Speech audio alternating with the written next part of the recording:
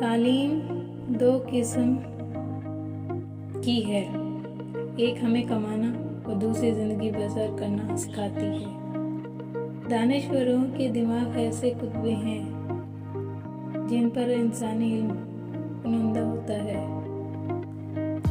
ادھار علم قطرے کا مسجد ہوتا ہے، علم کے چشمے کا پانی سیر ہو کر پیا یا پھر اس سے الگ ہی رہو، چند گھونٹ پینے سے آدمی مدہوش ہو جاتا ہے۔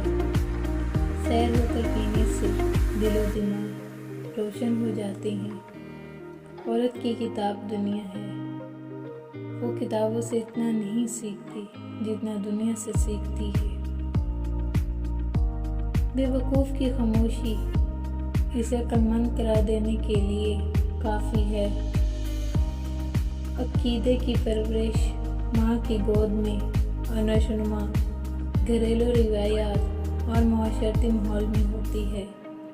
جب عورت مرد سے اظہار محبت کرتی ہے تو گیت بنتے ہیں، اور جب مرد عورت کے سامنے اپنے جذبات ظاہر کرتا ہے تو غزل ہوتی ہے۔ نفرت کو کبھی نفرت سے نہیں مٹایا جا سکتا، نفرت کو صرف محبت ہی مٹا سکتی ہے۔ ادب نام ہے انسان کے خیالات اور جذبات کے اظہار کا۔ ان خیالات کی بنیاد تجربات پر ہوتی ہے، یعنی ان کی جڑیں زندگی کے مادی حالات و عوارض میں دور تک پھیلی ہوئی ہے۔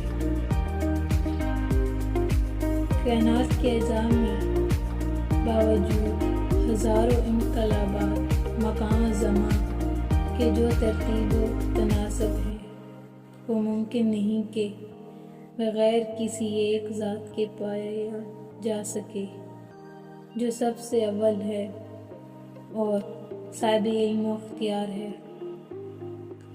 اگر دولت مند ہونا چاہتے ہو تو اپنی بیوی کے گلے میں سورہ اخلاص لکھ کر لٹکا دو، جلد دولت مند ہو جاؤ گے۔